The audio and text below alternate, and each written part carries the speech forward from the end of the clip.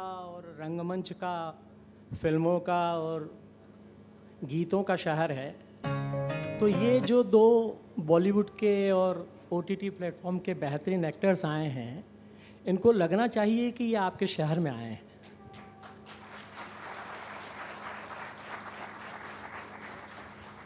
बहुत बहुत शुक्रिया। पिछले कुछ सालों में बॉलीवुड इंडस्ट्री में कुछ ऐसे कलाकार आए हैं, ऐसे फिल्म डायरेक्टर्स आए हैं जिन्होंने बॉलीवुड की तस्वीर को, तासीर को और सूरत को बदला है।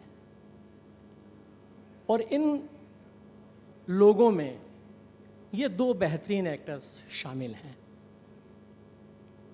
मुझे लगता है कि कुमुद मिश्रा जी और सुमित व्यास जी का बहुत लंबा परिचय देने की ज़रूरत नहीं है, क्योंकि आप ज़्यादा बेहतर जानते हैं। आपने उनको ओटीटी प्लेटफॉर्म पर, फिल्मों में, वेब सीरीज़ में, और कई ऐसे होंगे जिन्होंने इनके नाटक देखे हैं। तो हमारा ये जो आज का सत्र है, चूँकि ये दोनों कलाकार फिल्मों से भी जुड़े हैं और नाटकों से भी जुड़े हैं, तो हमारा जो विषय है वो ये है कि पर्दे का और रंगमंच का जो तालमेल है, पर्दे और रंगमंच के बीच में इनकी जो बहुत ही रचनात्मक, ऊर्जावान और कल्पनाशील आवाजाही है, वो बहुत मज़ेदार है, बहुत रचनात्मक है, बहुत संवेदनशील और कल्पनाशील है।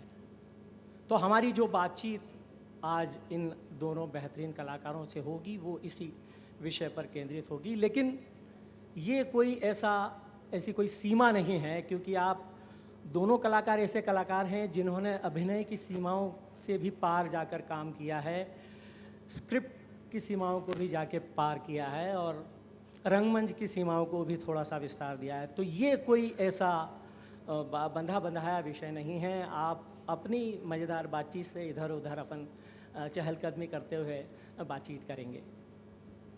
तो मेरा पहला सवाल कुमुद जी से है कि कुमुद जी, आपने बहुत सारे मीडियम्स में काम किया, बहुत सारे प्लेटफॉर्म्स के लिए काम किया है। आप रंगमंच में सक्रिय रहे हैं, आप फिल्मों में सक्रिय रहे हैं, आप ओटीटी प्लेटफॉर्म पर हैं। तो ये मैं आपकी ही एक फिल्म का डायलॉग लेकर इस बातचीत की शुरुआत करना चाहता हूँ। और आपकी बहुत ही प्यारी फिल्म है प्यार दे दे प्यार दे, तब्बू जी के साथ। उसमें एक आपका डायलॉग है और वो डायलॉग इतना बेहतरीन है, और उस डायलॉग की जो तीव्रता है उसको आप अपनी जो बेहतरीन और एकदम परफेक्ट टाइमिंग से जो दिलचस्प बनाते हैं वो और इम्पॉर्टेंट है। और वो डायलॉग है, कैसे कर लेती हैं आप तब्बू को बोलते हैं। तो मैं ये चाहता हूँ कि ये सब आप कैसे कर लेते हैं? मतलब रंगमंच, नमस्कार आप सबको, बहुत बहुत धन्यवाद।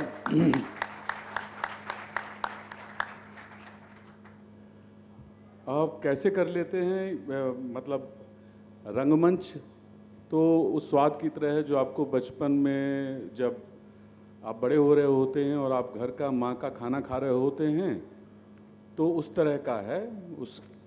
उसके पार जाना थोड़ा मुश्किल हो जाता है। आप उससे बेहतर खाना खा सकते हैं, लेकिन वो स्वाद आपको वहीं का, जो माँ के हाथ का स्वाद है वही रहता है। प्रॉब्ली शायद रंगमंच वो आदत है मेरी, जिसकी वजह से मैं आज तक कर पाता हूँ, वो मेरी ज़रूरत भी है। सिनेमा मैंने बहुत देर में करना शुरू किया, बहुत बाद में करना शुरू किया। शायद एक भय भी था, एक रेजिस्टेंस थी, क्योंकि हमको जब हम थिएटर किया करते थे तो हमको ये कहा जाता था कि जो लोग बम्बई जाते हैं वो करप्ट हो जाते हैं, उन्होंने अपने आप को बेच दिया है। उस समय वो एक दौर था, तो शायद सब कॉन्शियसली एक रेजिस्टेंस थी। इस वजह से मेरी बहुत इच्छा नहीं थी बम्बई जा कर के सिनेमा करने की। तो मैं जब बम्बई गया भी था तो बाय एक्सीडेंट गया था, और मैं थिएटर ही वहाँ कर रहा था, प्राइमरली रोज़ी रोटी के लिए टेलीविज़न कर रहा था। फिर जब मैंने सिनेमा करना शुरू किया तब मुझे उसका जादू समझ में आया। जब तक आप कूदते नहीं हैं नदी में तो आप तैरना नहीं सीखते हैं, और वही मैंने किया। जब मैं सिनेमा को मैंने डिस्कवर किया तो मुझे लगा इस पे कितना कुछ छूट जाता अगर मैं वो नहीं कर पाता। तो अब रंगमंच छूट नहीं सकता और सिनेमा अब छोड़ा जा नहीं सकता, तो दोनों का बैलेंस बनाना ज़रूरी है और उसी तरह से काम कर रहा हूँ।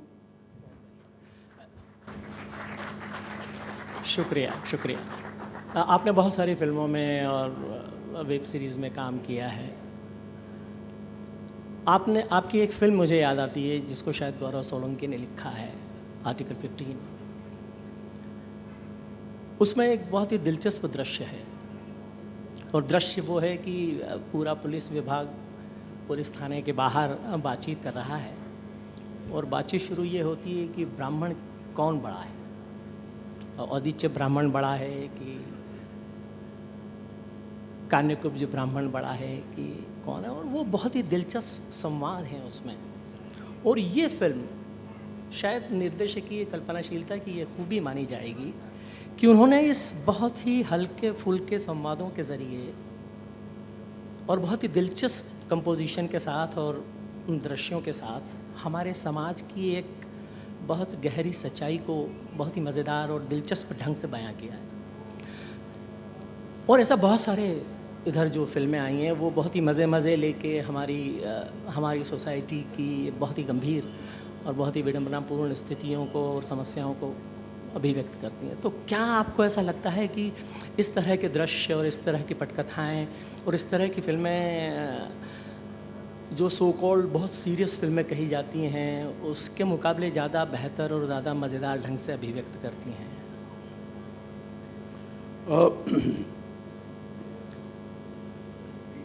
देखिए, ये तो ज़रूरत पर निर्भर करता है, समाज की ज़रूरत पर निर्भर करता है और जो निर्देशक और जो लेखक है उसी समाज का हिस्सा है जी। तो हमारा जो समाज है उसका रिफ्लेक्शन है जो हम काम कर रहे हैं, है ना जी। जो हम सिनेमा एक तरह का सिनेमा है जो उसके बहाव में बहता है जी। जिसको मैं प्रोपेगेंडा का सिनेमा भी कहता हूँ, जो समय के बहाव में बहता है। एक सिनेमा है जो सवाल उठाता है, जो सवाल खड़े करता है जी, जी। वो थोड़ा माइनॉरिटी में है, अभी भी हमेशा से रहा है, अभी भी माइनॉरिटी में ही है। मुझे ज़्यादा इंटरेस्टिंग लगता है जब आप सवाल पूछते हैं, उसका कितना असर होगा समाज के ऊपर उसकी चिंता मुझे नहीं रहती है। मेरी चिंता है कि जो मैं बात कह रहा हूँ वो कम्युनिकेट हो रही है कि नहीं हो रही है किसी तरह से जी। तो अनुभव सिन्हा जी उस तरह के फिल्म मेकर हैं जो बहुत सारे सवाल लेके खड़े होते हैं, चाहे वो थप्पड़ हो, चाहे मुल्क हो, चाहे आर्टिकल 15 हो, चाहे भीड़ हो, बहुत सारे सवाल लेकर के आते हैं जी। और ये उतने ज़रूरी सवाल हैं जहाँ पे एक तरह से हम जिसको कहते हैं हर चीज़ को हम जिसको कहते हैं ना कि हम एक कल्चर, एक भाषा, एक धर्म के उसमें फंसते जा रहे हैं। मुझे लगता है हमको किसी भी समाज को विकास देने के लिए, उसको फलने फूलने के लिए हमको डिसेंट्रलाइज होना पड़ेगा जी। हमको क्षेत्रीय भाषाओं को, बोलियों को, कल्चर्स को, पहनावे को फलने फूलने देना पड़ेगा और वो तभी होगा जब हम उन चीज़ों पे बात करेंगे, चर्चा करेंगे।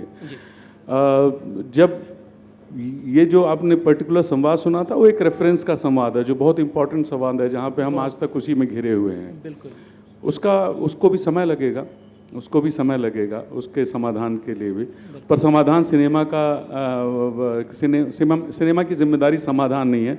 सिनेमा की जिम्मेदारी एक अच्छी कहानी सुनानी है और अपनी बात कहनी है, अपनी कहानी कहनी है। उस कहानी से लोगों पे जो असर हो वो अद्भुत है, अगर अच्छा असर हो रहा है तो। आपने बहुत अच्छी बात कही कि कहानी कहने के जो तरीके हैं वो बदल रहे हैं और जैसा कि हमारा विषय है पर्दा और रंगमंच के बीच में आवाजाही, तो मैं कभी आपसे मुखातिब होऊंगा और कभी सुमित जी से मुखातिब होऊंगा। तो मेरा अगला सवाल सुमित जी से है और ये आपके लिए जो सवाल निकला है वो कुमुद जी के जवाब से निकला है कि एक तो जो मेरे मन में है सवाल पहले वो मैं पूछ लेता हूँ और फिर कुमुद जी के जवाब से जो मेरे मन में सवाल उठा है वो मैं आपसे पूछूंगा। एक तो आप बहुत हसीन हैं,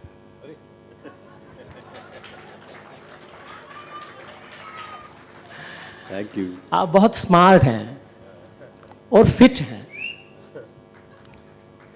कुछ कम बजाइए यार, अरे क्या बात। तो मैं एक सवाल आपसे पूछना चाहता हूँ कि ये जो आपकी जो फिटनेस है ये एक एक्टर के लिए कितनी मायने रखती है?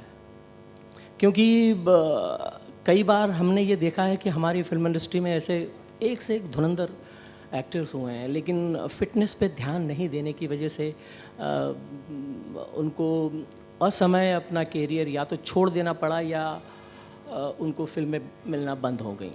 तो आप एकदम फिट हैं और एक्टर भी हैं और दोनों रंगमंच में भी हैं और फिल्मों में भी हैं और OTT प्लेटफॉर्म्स के लिए भी आप कर रहे हैं। तो आपके लिए क्या मायने रखता है अपने शरीर को स्वस्थ, तंदुरुस्त, सेहतमंद रखने का? क्या एक एक्टर के लिए, एक एक्टर की दृष्टि से आप क्या सोचते हैं? एक्चुअली जो मेरा रंग और कद काठी है इसमें मेरा बिल्कुल भी कंट्रीब्यूशन नहीं है। ये एक्चुअली इट्स एन एक्सीडेंट। नहीं पर मेरे पिताजी लंबे चौड़े हैं, माँ भी खूबसूरत है, तो वो जी जी बाकी मैं करता हूँ, थोड़ा बहुत फिटनेस करता हाँ, हूँ, टेनिस खेलता हूँ मैं, बहुत बढ़िया। तो उस लिहाज से थोड़ा सा डिसिप्लिन रहता हूँ मैं। जी इनफैक्ट कभी कभी एज एन एक्टर मुझे लगता है कि ये आपके लिए एक शॉर्टकमिंग हो जाती है कि आप एक ख़ास किस्म से अगर दिखते हैं तो हाँ। आपको एक ख़ास किस्म के ही किरदारों में लोग देखना चाहते हैं। बिल्कुल।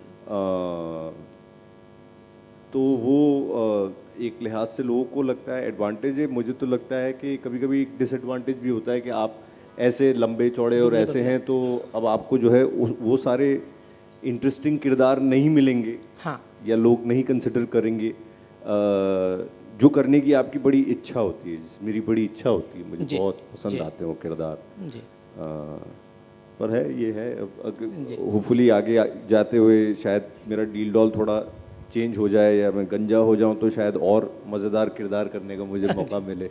जी जी। कुमुद जी का जो जवाब था उसमें से एक बात ये निकली थी कि कहानी की जो कहने की जो कला है वो बहुत तेज़ी से बदली है और बहुत ही सुंदर कंटेंट और स्टोरी टेलिंग की जो आर्ट है वो नए नए आयाम छू रही है। तो मुझे लगता है कि आप सब लोगों ने ट्रिपलिंग देखी होगी।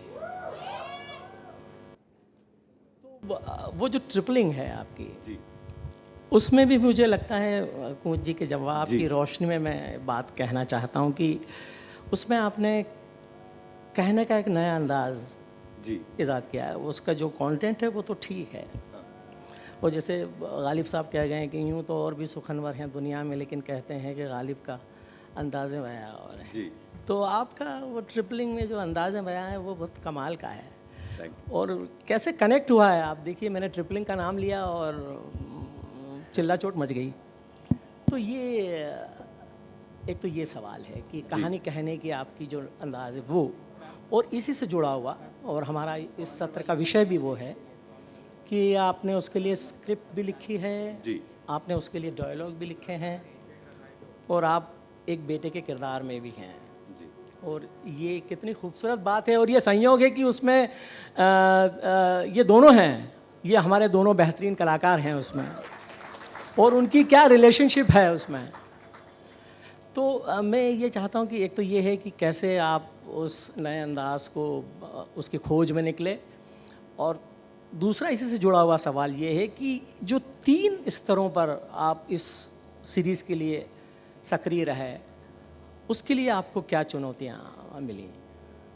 तो ट्रिपलिंग जो है वो कहानी है 3 भाई बहनों की जी जो एक लिहाज से एक दूसरे से अपने काम और लाइफ के चलते जो है थोड़ा डिस्कनेक्ट हो गए हैं। जी अलग अलग जगहों पर तीनों रहते हैं जी और एक ऐसा वाक़या होता है जिस वजह से एक रोड ट्रिप सी होती है जिसके ज़रिए हाँ, मज़ेदार। तीनों को एक दूसरे के साथ समय बिताना पड़ता है और अपना रिलेशनशिप डिस्कवर करते हैं, ख़ुद के बारे में भी डिस्कवर करते हैं। जी और वो रोड ट्रिप ख़त्म होती है जब वो अपने माँ बाप के घर में पहुंचते हैं, बिल्कुल। और वहाँ से आपको पता भी चलता है कि उनकी कैसी परवरिश रही है और जी। वो किस किस्म के लोग हैं। तो उसकी शुरुआत तो हमने की थी लिखने से ही, क्योंकि उस समय पे हमने एक वेब सीरीज़ की थी परमानेंट रूममेट, और एक आधी और आई थी, तो वो काफ़ी पॉपुलर हो गई थी, और ऐसा हमसे कहा गया कि और ज़्यादा एक्सपेरिमेंट कर सकते हैं, लोग देखना चाहते हैं नई बिल्कुल, किस्म की बिल्कुल। चीज़ें। तो मेरा ये मानना था कि रोड ट्रिप की कहानी में अमूमन हम देखते हैं कि 3 दोस्त, 4 दोस्त, 2 लड़के, 2 लड़कियाँ जी। अमूमन गोवा या हिमाचल जाते हैं, और वहाँ पर कुछ गुंडे आते हैं और फिर कार चोरी हो जाती है, वो वही होता है। बिल्कुल। तो क्यों ना हम ऐसी एक कहानी कहें जिसमें 3 भाई बहन निकलें और उसमें भी उतनी सारी मज़ेदार चीज़ें हों। जी। It might be an interesting trip to do. बिल्कुल। वहाँ से उसका इजाद हुआ। शुरुआत। लिखने के बाद आई थिंक जब कास्टिंग करने बैठे तो आपस में ही, बहुत छोटा सा ग्रुप था उस समय, अब तो जी। काफ़ी बड़ी संस्था हो गई है TVF। जी। उस ज़माने में कम ही लोग थे, जी। तो उन्होंने बोला कि तू ये रोल कर ले, अमोल को ये कर लेते हैं, ओके। छोटे भाई का रोल दे देते हैं। जी। और जितने भी मेरे जानने वाले लोग थे, जितने भी मेरे दोस्त थे, वो सब उसमें उन सबको मैंने घसीटा उसमें। सबसे पहले कुमुद जी को कुमुद जी। घसीटा, कमाल का कहा। फिर शनाज पटेल हैं, अरे उनको बहुत प्यारी लाए। actress हाँ, आकर्ष खुराना हैं जो जी। बड़े प्रोलिफिक थिएटर राइटर एक्टर जी। हैं खुद, उनके साथ हमने लिखा जी। ट्रिपलिंग। तो उस तरीके से हुआ। तो ऐसा कोई बहुत सोच समझ कर नहीं किया था। जी। हम सबको लगा कि ये अच्छी कहानी है, अच्छा नए तरीके का नैरेटिव स्टाइल है, तो हमें करना चाहिए। बिल्कुल। ट्रिपलिंग के जो डायरेक्टर हैं पहले सीज़न के, राजेश कृष्णन, हाँ, राजेश कृष्ण। वो बहुत बड़े एड फिल्म मेकर हैं। जी। तो हमें लगा नहीं था, हमारे पास उतने पैसे नहीं थे वो बनाने के, हमें लगा नहीं था कि वो आएंगे और डायरेक्ट करेंगे। जी। पर उन्होंने, वो भी अजीब आदमी है, वो आए और उन्होंने कहा कि मुझे ये करना है। जी। मैंने कहा हम पैसे नहीं दे सकते। इनफैक्ट आपके जो बड़े बड़े ऐड बजट होते हैं, बजट की प्रॉब्लम की हाँ, वजह से। आपके बड़े ऐड के जो केटरिंग के बजट में हमारा ये पूरा शो बन जाएगा। बहुत ही बढ़िया। तो बहुत ही बढ़िया। तो उन्होंने कहा नहीं मुझे पैसे नहीं चाहिए, मुझे मतलब आप देखिए कि कितना ये जवाब कितना गंभीर है, इस अर्थ में कि जहाँ 300 करोड़, 400 करोड़ और 500 करोड़ की बहुत ही बेहुदा फिल्में बनती हैं, वहाँ छोटे बजट में कितनी मानीखेज फिल्में बनाई जा सकती हैं। तो और वो सभी लोगों का अभी तक मैं शुक्रगुजार हूँ, जिन लोगों ने, जाहिर सी बात है मार्केट में सबको बहुत अच्छे पैसे मिलते होंगे, अच्छी सुविधाएं भी मिलती होंगी, तो पर हमारे लिए सिर्फ इमोशनल ब्लैकमेल मैंने किया इनको, इसलिए इन्होंने हमारे शो में काम किया, और ये हमारा सौभाग्य है। और शो अच्छा चला, बहुत अच्छा सबसे रिस्पांस मिला बड़ी उसको, उसके रिव्यूज महत्वपूर्ण भी बात, मैंने देखे हैं। हाँ, ये है कि बहुत वो अच्छे लोगों को reviews, पसंद बहुत आया, अच्छे। जी। तो क्या है कि इज्जत रह गई हमारी। बहुत बढ़िया। नहीं, आपका जो वो कहानी कहने का जो अंदाज़ था, उसको बिल्कुल कतई नज़रअंदाज नहीं किया जा सकता। और अब मैं कुमुद जी की तरफ मुखातिब होना चाहूँगा कि आप दोनों ही ऐसे कलाकार हैं जिनको कतई नज़रअंदाज नहीं किया जा सकता। और कुमुद जी की तो एक बहुत ही बेहतरीन फिल्म है नज़रअंदाज के नाम से। तो मैं उस फिल्म को देख के दंग रह गया, कुमुद जी, मेस्मराइज फिल्म। अब उसको उसकी सफलता और असफलता के बारे में अपन बात नहीं करेंगे, लेकिन उसमें जो आपका रोल है वो इस अर्थ में कमाल है क्योंकि आपने उस दृष्टिहीन की जो बॉडी लैंग्वेज पहले सीन से इजाद की, उसको डेवलप किया, उसका इम्प्रोवाइजेशन किया, और वो अंत तक बनी रही। क्योंकि हम शायद आप मेरी इस बात से सहमत हों, असहमत हों, हम कई ऐसी फिल्में देखते हैं जिसमें किरदारों की जो बॉडी लैंग्वेज है वो 10 मिनट बाद या 15 मिनट बाद बदल जाती है। मतलब उसमें जो बॉडी लैंग्वेज की एक कैरेक्टर की ख़ास जो देह भाषा है वो उसमें बदलाव होता रहता है। लेकिन आपकी वो जो फिल्म है वो इस मायने में मुझे बहुत अद्भुत फिल्म लगी है कि आपने उस दृष्टिहीन व्यक्ति का जो जो जो उसकी चारित्रिक विशेषताएं होती हैं, उसका जो देखने का तरीका होता है, और ख़ास तौर पे आपने उसको यूँ करके और वो जो उसका एक होठ ऊंचा करके और जो डायलॉग बोले वो बहुत कमाल है।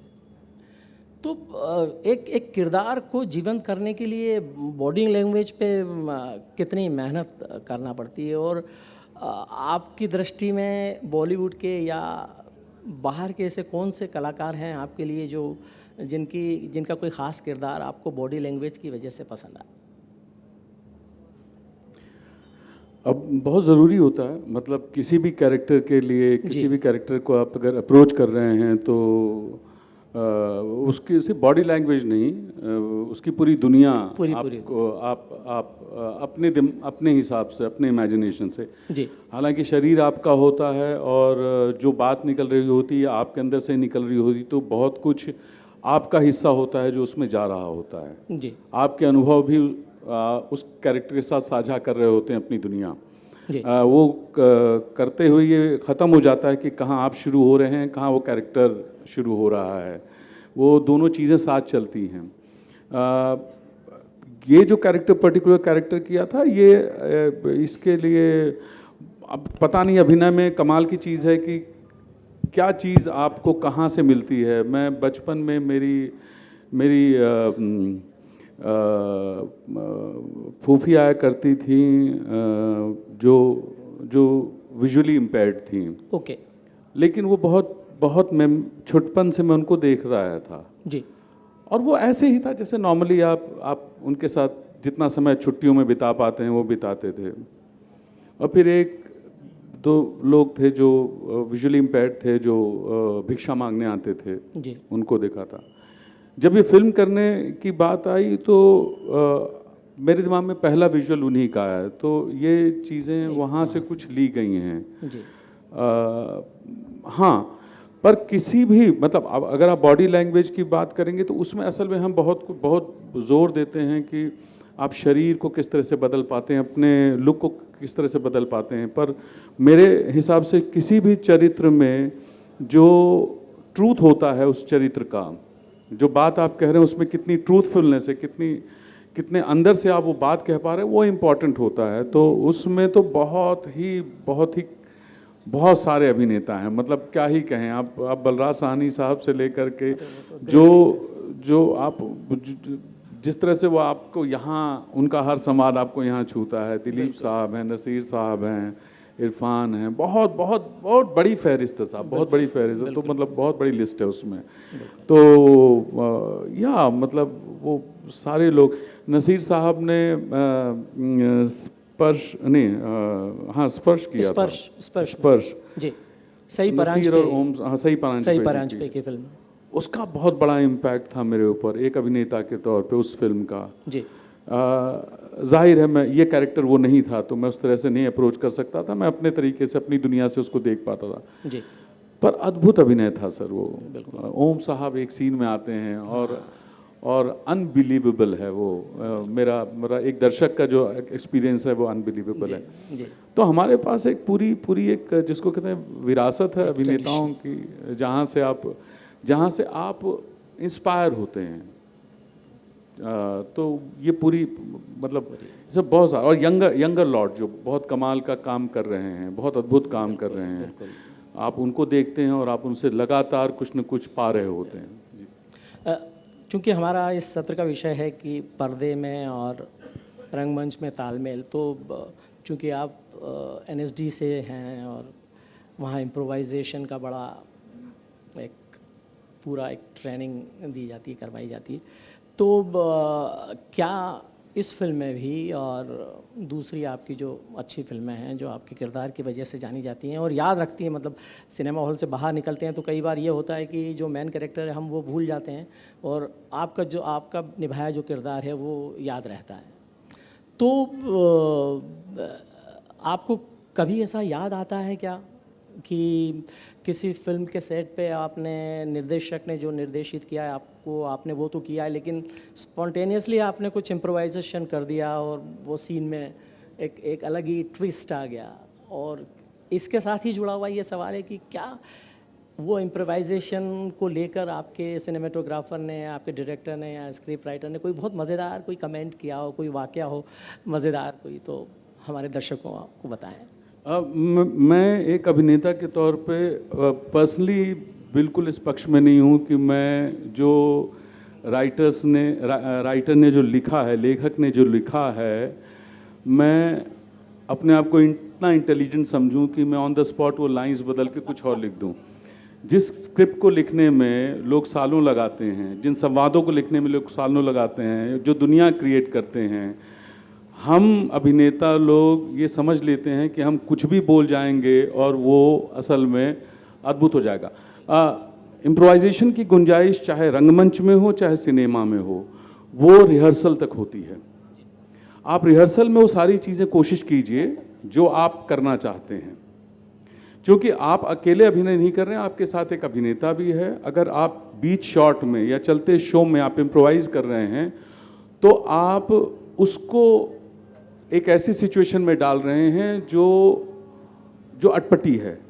हो सकता है वो आपका इम्प्रोवाइजेशन ले पाए न ले पाए और सीन अटपटा हो जाए, और वहाँ दर्शक जो नाटक देखने आए हैं स्पेशली, वो तैयार होकर पैसा दे करके एक शाम एक अनुभव के लिए आए हैं, और यहाँ पे आपकी जो इंडल्जेंस है, सडनली आपको लगता है आप स्मार्ट एक्टर हैं और आप स्मार्ट लाइंस थ्रो कर सकते हैं ऑन स्टेज, और सडनली आप कुछ एक स्मार्ट वन लाइनर डाल देते हैं और हो सकता है ऑडियंस उसमें हंस जाए। पर मैं जो लोग करते हैं वो उनकी दुनिया है, मैं उससे इत्तेफाक नहीं रखता हूँ। मुझे लगता है जो इम्प्रोवाइजेशंस हैं वो बहुत बड़ा फैक्टर है एक्टिंग का और बहुत बड़ी ट्रेनिंग का हिस्सा है, लेकिन वो जो 1.5-2 महीने 3 महीने आप रिहर्सल करते हैं उसमें उसका हिस्सा है वो सेट हो। एक बार आप मंच पे जाते हैं तो आपको जो पंक्तियां दी गई हैं, जो ब्लॉकिंग्स दी हैं, आप उस पर स्टिक करें।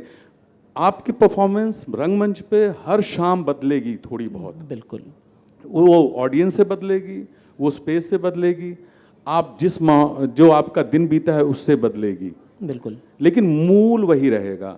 और सिनेमा में भी लगभग यही रहता है। मैं कोशिश करता हूँ वहाँ पे ज़्यादा कोशिश करता हूँ कि जो लेखक ने लिखा है, और भले ही खराब लाइक ने लिखी, भले मैं उससे डिसएग्री करता हूँ जी, मैं बोलूँगा वही स्ट्रिक्टली फॉलो, क्योंकि मुझे लगता है कि उसका एक्सपर्टीज़ है, वो उसका प्रोफेशनलिज्म है, और मेरा काम है वो मुझे डिलीवर करना है जी। सुमित जी, आपकी जो ट्रिपलिंग है, मैं उस पर इसलिए फोकस कर पा रहा हूँ कि वो पर्सनली मुझे भी बहुत पसंद है, और जो यंग ऑडियंस है आपकी उसको भी बहुत पसंद आई थी वो फिल्म सीरीज़। क्या आपको ऐसा लगता है ट्रिपलिंग के आधार पर, और ऐसी दूसरी फिल्में भी हैं और वेब सीरीज़ भी हैं जिसमें आप फैमिली के डिफरेंट डायमेंशंस देखने को मिल रहे हैं? मतलब पहले लोग बड़े आरोप लगाते हैं कि आजकल की ऐसी फिल्में हैं कि फैमिली के साथ बैठ के देख नहीं सकते, लेकिन अब मुझे लग रहा है कि ये परिवार की वापसी है एक तरह से हमारी इंडस्ट्री में। कुछ फिल्में भी ऐसी बहुत बेहतरीन बनी हैं और कुछ वेब सीरीज़ भी, और आपकी जो ट्रिपलिंग है वो एक तरह से फैमिली की वापसी है। उसमें माता पिता हैं, और माता पिता भी क्या मज़ेदार हैं। मतलब आपका एक डायलॉग है उसमें कि यार ये समझ में नहीं आता है कि ये डाइवोर्स ले रहे हैं कि क्या कर रहे हैं ये जी।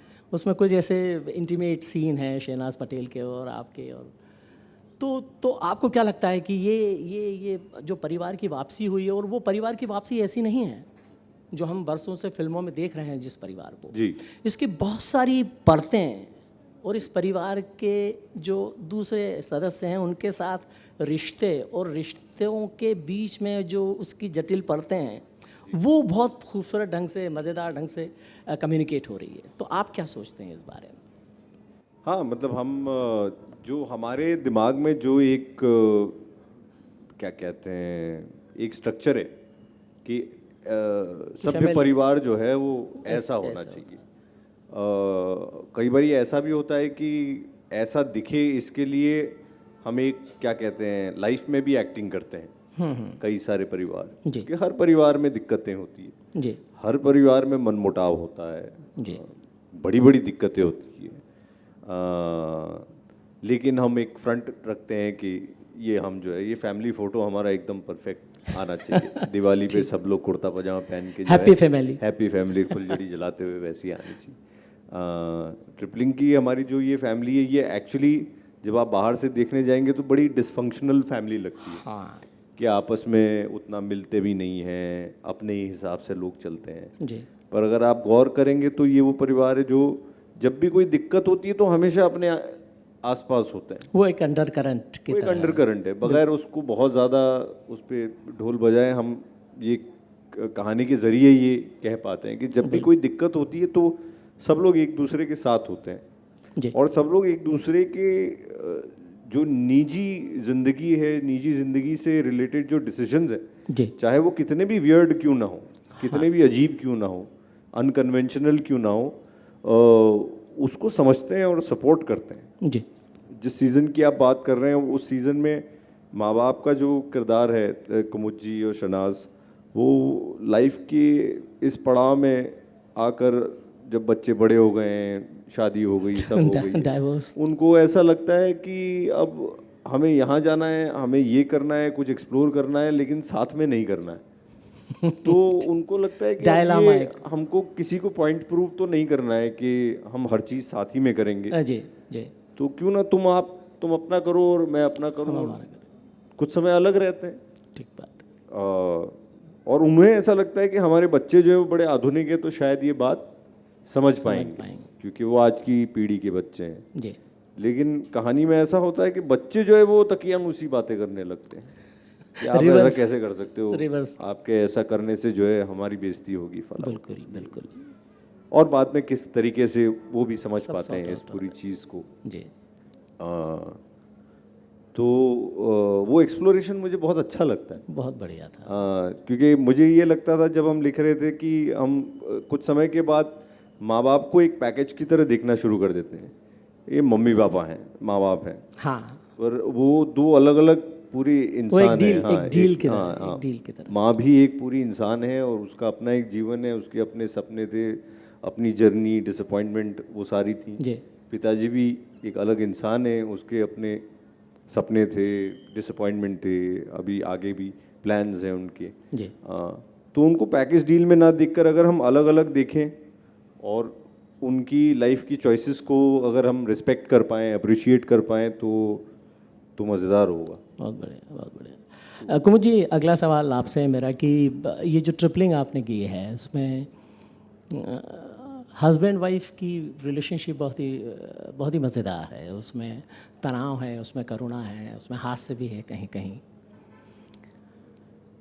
आपको क्या लगता है कि हमारी जो मिडिल क्लास सोसाइटी है उसमें मदर फादर की जो रिलेशनशिप है और अभी भी हमारे परिवारों में पिता की जो भूमिका है वो बहुत ही केंद्रीय भूमिका है, तो क्या अब आपको लग रहा है कि एक तरफ तो हमारे जो परिवार, संयुक्त परिवार हैं वो टूट रहे हैं और अब एकल परिवारों की तरफ आ गई है हमारी सोसाइटी, ऐसे में आपको क्या लगता है इस फिल्म के संदर्भ में कि फिल्मों में पिता कैसा बदला है और आपके आसपास जो आप और दूसरे पिताओं को देखते हैं वो कितने बदले हैं? और आपसे इसी से जुड़ा सवाल है, क्योंकि आप उसमें पुत्र की भूमिका में हैं, तो आप इस बदलते हुए पिता को किस नज़र से देखते हैं? ये दोनों सवाल आपसे। मुझे लगता है कि हम लोगों ने बहुत प्रेशर डाला हुआ है एक समाज के रूप में। हमने मैरिज का एक इंस्टीट्यूशन कंस्ट्रक्ट किया है, उस इंस्टीट्यूशन के नियम बनाए हैं और वो बहुत खूबसूरत चीज़ है। एक लेवल पे समाज को सेन रखने के लिए ये कोशिश की गई थी एक समय में और वो कोशिश अभी भी चल रही है, लेकिन उस कोशिश में हमने लोगों की जो निजता है, इंडिविजुअलिटी है, उसको दरकिनार कर दिया है। वहाँ पे जैसे सुमित कह रहे थे कि एक माँ के साथ एक व्यक्ति भी है, इंडिविजुअल भी है जी। एक पिता के साथ इंडिविजुअल भी है जी। हम उनको कभी हम हमेशा उनको पैकेज में देखते हैं। हम उनको हमेशा हमने एक कैलेंडर में उनकी एक तस्वीर बनाई है और हमको वो वैसे ही चाहिए।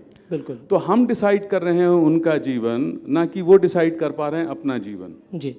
है ना जी।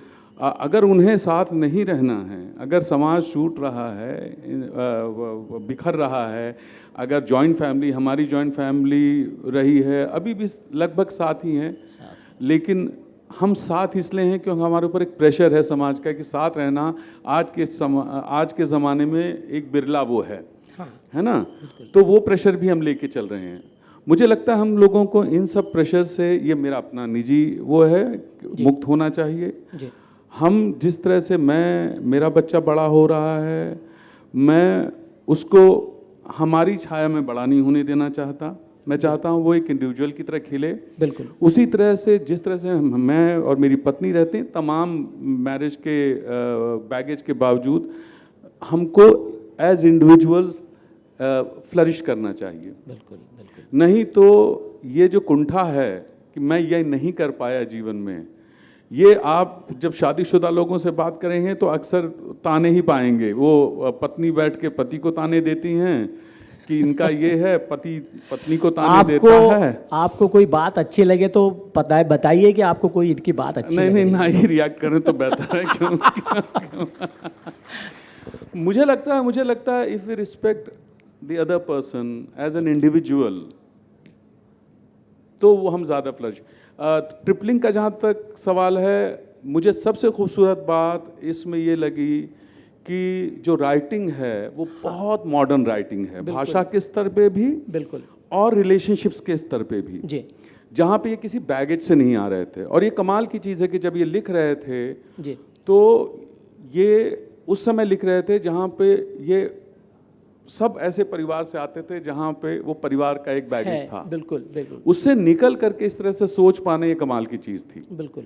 इस तरह के पेरेंट्स देख पाना जो जो जो जो अलग हो भी रहे हैं लेकिन जो साथ हैं भी, सो वो कमाल का था। तो वो राइटिंग अद्भुत है, राइटिंग अद्भुत है असल। बहुत बहुत अच्छा।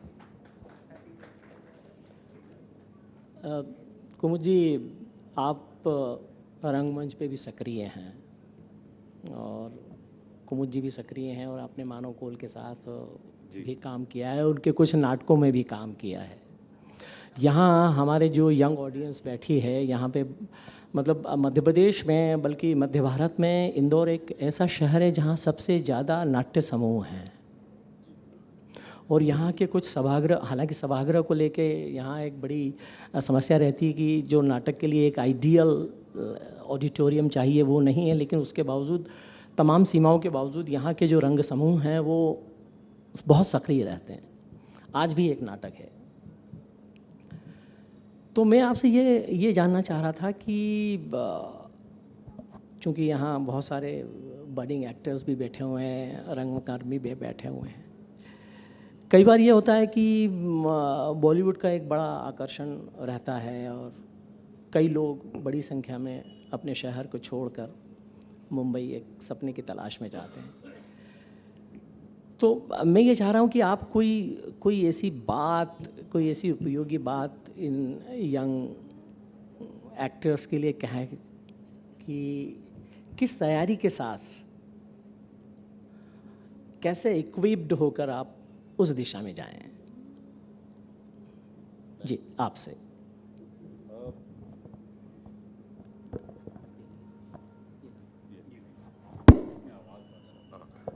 हेलो जी, हेलो।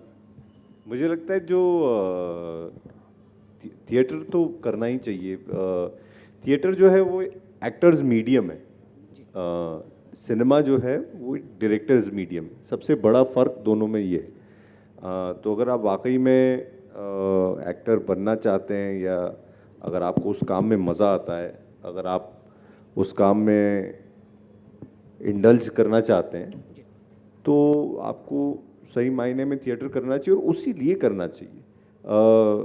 सिनेमा जो है वो बहुत बड़ा मीडियम है, आपको जाहिर तौर पर बहुत पॉपुलर बनाता है। अगर सिनेमा नहीं होता तो शायद हमारे नाटकों की भी बातें लिट चौक में आकर हम नहीं कर पाते जी। तो चूंकि हम लोगों ने सिनेमा किया इसीलिए हमको यहाँ बुलाया गया है जी तो उसका वो पावर है सिनेमा का। जी जी जी। लेकिन ये सोच कर करना कि मैं ये करूँगा तो मुझे ये मिल जाएगा, इससे आपको सिर्फ निराशा हाथ लगेगी। जी। अमूमन मैं ये भी देखता हूँ कि क्यों सिनेमा करना चाहते हैं, क्यों एक्टर करना चाहते हैं, क्योंकि एक्टर बन के ये चीज़ें मुझे मिलेंगी। जी। तो उस काम को लेकर जो है उनका एंथुजियाज़म कम होता है। जी उस काम की वजह से जो सारी चीज़ें होंगी कि मेरे साथ में 4 बॉडीगार्ड घूम रहे होंगे, वो जी, जी। फला गाड़ी होगी और वो जी। होगा और लोग पागल हो जाएंगे, कपड़े फाड़ लेंगे, उसमें ज़्यादा मज़ेदार बातें हैं। जी लेकिन वो बड़ी ट्रांजिशनल है। जी जैसे मैं आपको एक अपना ही एक अनुभव बताता हूँ। बिल्कुल। मैं भी नाटक कर रहा हूँ कई सालों से, जी सन 2000 से कर रहा हूँ, अब हो गए 24 साल। मैंने जब अपना पहला नाटक का पहला शो किया, जी। पहला किरदार मिला, तो पृथ्वी थिएटर में हमने शो किया जी और पहली बार मैंने अनुभव किया कि दर्शक देख रहे हैं, तालियां भी बजाई उन्होंने, आगे की बेंच पे कुछ लोग रोते हुए भी नज़र आए मुझे। फिर वो बैक स्टेज में आए, उन्होंने ऑटोग्राफ वगैरह भी लिए। उस ज़माने में फ़ोन नहीं होते थे तो ऑटोग्राफ लेते थे। फिर वो सब बाहर अपनी अपनी गाड़ियों में बैठे और वो चले गए। जी और फिर हम वापस स्टेज पर आए और हमने सब समेटना शुरू किया, सेट जी कपड़े तय करके बक्सों में डालना शुरू किया। जी फिर एक टेम्पो बुलाया, उसमें वो सारा सामान डाला। ठीक। फिर हम गोडाउन गए, गोडाउन में वो सारा सामान डंप किया। तब तक बस आखिरी निकल चुकी थी। तो और मेरे पास उतने पैसे भी, नाटक में उतने पैसे नहीं होते थे उस कि समय नहीं करते। टैक्सी से मैं वापस घर जाऊं। जी तो काफ़ी टहलते जूहू से अंधेरी तक हम घर पहुंचे और पूरे रास्ते में सोचता रहा कि ये हुआ क्या मेरे साथ। जी क्योंकि 2 घंटे पहले तो मुझे ऐसा लग रहा था कि मतलब लोग पागल हो रहे हैं मेरे। बिल्कुल बिल्कुल। और 1 ही घंटे बाद जो है इतना सन्नाटा। एकदम फुस हो गया मामला। फिर यही अनुभव बार बार होने लगा। बहुत बढ़िया। हर बार एक नाटक का शो होता था जिसमें लोग आते थे, तालियां बजाते थे और फिर शो बहुत खत्म। ऐसा लगता था कि अरे मज़ा आ गया और राजा सा बन गया मैं। जी और फिर वो अपनी कार में बैठ के चले जाते थे और फिर मैं अपना सामान समेट के घर जाता था। जी तो मुझे लगा कि ये जो हो रहा है अनुभव, ये सच है। बिल्कुल ठीक ठीक। उतनी देर के लिए वो सच था और उसके बाद ये बाकी पूरी देर के लिए ये वाला सच है। बिल्कुल बिल्कुल। तो सिनेमा का जो फेम और जो एक्टिंग से होने वाले जो ये सारे परिणाम है, जी ये उतनी सी ही देर का सच है। बिल्कुल क्योंकि जैसे ही आपका नाटक या आपका सीरियल या फिल्म या वेब सीरीज खत्म होता है, जी उसके फौरन बाद नए कार्यक्रम का ऐड आना शुरू होता है। जी उसमें नए कलाकार आ रहे हैं, जी फिर वो और भी कुछ अच्छा करेंगे। उसके बाद एक और भी मज़ेदार एक कलाकार आएगा, छत से कूद जाएगा। जी जी तो अगर आप उसके पीछे पागल होंगे तो आपको अफसोस ज़्यादा होगा। बिल्कुल लेकिन अगर आप जो काम कर रहे हैं, चाहे वो स्टेज पे कर रहे हैं, चाहे वो कैमरे पे कर रहे हैं, जी उसमें अगर आपको वाकई में मज़ा आ रहा है, बिल्कुल। आप उसका रस ले रहे हैं, आप तो आपको जी, जी। दिक्कत कम होगी। जी आप दोनों से आखिरी सवाल। मैंने शुरुआत की कि आप बड़े हसीन हैं और आपने बॉलीवुड की एक बहुत ही हसीना के साथ काम भी किया है आपने, वो मुझे बहुत पसंद है, वो करीना कपूर। तो कभी क्या ऐसा आपको लगा कि करीना कपूर के साथ आप स्क्रीन शेयर कर रहे हैं और आपको लगा कि और आप डायलॉग भूल गए?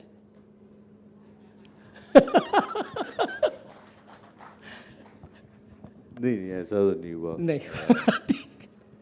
प्रोफेशनल एक्टर का मुझे यही भी खूबी। मुझे भी बहुत पसंद है वो। जी बहुत सुंदर है। इनफैक्ट बचपन से मैं उनको देखता आया हूँ। ये बात बोलते बोलते मैं रुक गया उनके सामने क्योंकि मुझे लगा कि बुरा मान जाएंगे। सीनियर बना दिया आपने एकदम।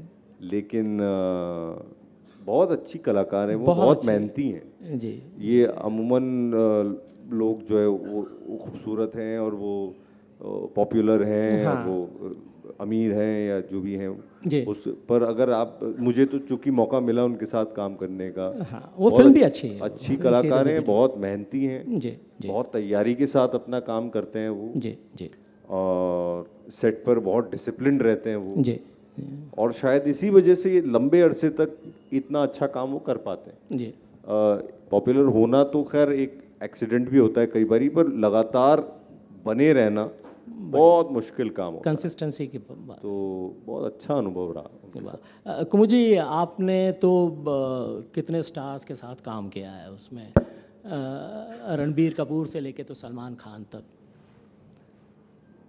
तो क्या आपको ऐसा लगता है क्या उनके साथ काम करते हुए ये मिथ टूटा है क्या? क्योंकि हमारे यहाँ बहुत सारे लोगों में और दर्शकों में ये मिथ है कि जो स्टार है वो एक्टर नहीं है, ऐसा मानते हैं। लेकिन हमारे बहुत सारे स्टार्स ने इस मिथ को बहुत खूबसूरती से तोड़ दिया है। जब मैंने सैफ अली ख़ान को लंगड़ा त्यागी में देखा तो मुझे लगा अरे यार ये क्या कमाल का एक्टर है। उसके पहले मैं उनको स्टार मानता था। तो आपने चूँकि रणबीर कपूर से लेके तो सलमान खान तक, आपने रॉक स्टार से लेके सुल्तान तक आपने काम किया है, तो आपको ये लगा कि हाँ ये वास्तव में ये मिथ बिल्कुल गलत है कि स्टार एक्टिंग नहीं करते हैं। हाँ बिल्कुल गलत है। आपकी अभिनय की अप्रोच, आपकी समझ अलग हो सकती है, लेकिन आप इस बात से इनकार नहीं कर सकते कि जितने लोग पर्दे पे आते हैं और काम करते हैं वो अभिनेता नहीं हैं। बिल्कुल सही। वो उतने ही सक्षम अभिनेता हैं जितने आप हैं। जितना आप कुछ एक हिस्से हैं जहाँ पे आप अपने आप को ज़्यादा कॉम्पिटेंट मानते हैं, लेकिन कुछ हिस्से उनके पास हैं जहाँ पे आप कहीं भी नहीं हैं। बिल्कुल। तो ये किसी भी जिसको कहते हैं कि ये एरोगेंस का स्टेटमेंट होता है कि स्टार्स एक्टिंग नहीं करते हैं। I don't think so. आप उनकी प्रोसेस से डिसएग्री कर सकते हैं, जिस तरह से वो कैरेक्टर करते हैं उससे डिसएग्री कर सकते हैं, पर अभिनय से तो डिसएग्री नहीं कर सकते। अभिनय तो वो भी करते हैं और उतना ही अच्छा अभिनय कर रहे होते हैं या कोशिश कर रहे होते हैं। हम भी फेल होते हैं, हम बहुत बुरा काम करते हैं। वो कई बार वो काम लोगों के सामने नहीं आता, लकीली तो बच जाते हैं, नहीं तो हमने भी बहुत ख़राब काम किए हैं, बहुत ख़राब कैरेक्टर। पर सर अभी याद नहीं आ रहा ऐसा कुछ। वो दिखा नहीं है, वो आया नहीं है, आप बच गए हैं। लेकिन एक्टिंग हमेशा इसीलिए कमाल की चीज़ है कि आप कभी भी उस पर श्योर नहीं हो सकते हैं जी। कोई भी एक्टर ये नहीं कह सकता है कि मैं तो बहुत अच्छा एक्टर हूँ। आपका अभिनय जो है ना वो एक प्रोसेस है, एक जर्नी है, और वो जर्नी आप डिस्कवर करते रहते हैं। जैसे जैसे आप आगे बढ़ते हैं आप अपने आप को और अभिनय की विधा को डिस्कवर करते रहते हैं। और जितने स्टार्स हैं लगभग उसी जर्नी से गुजर रहे हैं। बिल्कुल। हम सब जिस फील्ड में काम करते हैं। बिल्कुल जी। मुझे लगता है कि आपके सारे ज़बरा फैंस यहाँ बैठे हुए हैं, तो ये कुछ ज़्यादती होगी कि हम उनसे सवाल के लिए मौका ना दें, लेकिन चूंकि हमारी समय सीमा है इसलिए मैं लेट टॉप की टीम से निवेदन करूँगा कि वो सिर्फ 2 या 3 प्रश्नों से ज़्यादा न लें और दोनों अभिनेताओं से पूछें। और प्रश्न पूछने वालों को मैं एक निवेदन करना चाहता हूँ कि वो बात जो प्रश्न पूछ रहे हैं वो प्रश्न हो, बात कहने की कोई कोशिश न करें आप। उससे क्या होगा कि हमारा समय बचेगा और आपको जवाब देने के लिए हमारे दोनों अभिनेताओं को ज़्यादा समय मिलेगा। तो 2 या 3 प्रश्न के लिए टीम माइक दे दे जो पूछना चाहते हैं। सवाल बहुत संक्षिप्त हो, इस बात का पूरा ख्याल रखिए। बहुत विनम्र आग्रह के साथ में ये बात कह रहे हैं।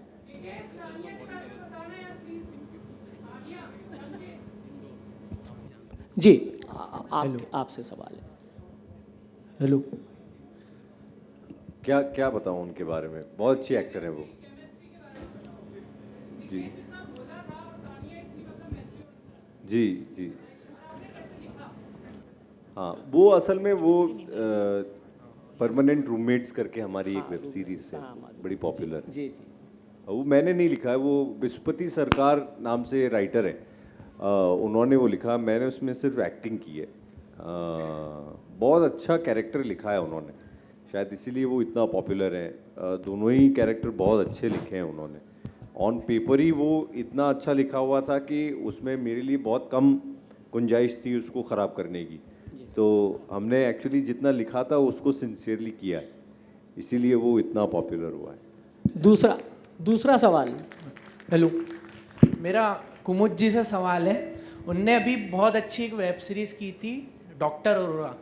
हाँ, तो उसमें जो आपने अभिनय किया है गुप्त रोग विशेषज्ञ का, तो उसमें आपका क्या अनुभव रहा? आपने कैसे उसकी तैयारी की? बहुत अच्छा उसमें आपने अनुभव किया और आपके बहुत अच्छा मतलब। हाँ, ये एक टैबू है हमारी सोसाइटी का, इसमें कोई दो मत नहीं। जी जी जी, बहुत अच्छा अनुभव रहा, बहुत ही कमाल का अनुभव रहा। और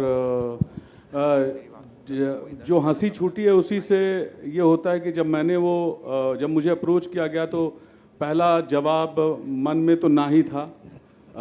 जब मैंने वो पढ़ी, पूरी सीरीज़ पढ़ी, उसके बाद मुझे रियलाइज़ हुआ कि कितनी इम्पोर्टेंट सीरीज़ है ये समाज के लिए, हमारे लिए। हम लोग कितने बायस्ड होकर चीज़ों को देखते हैं।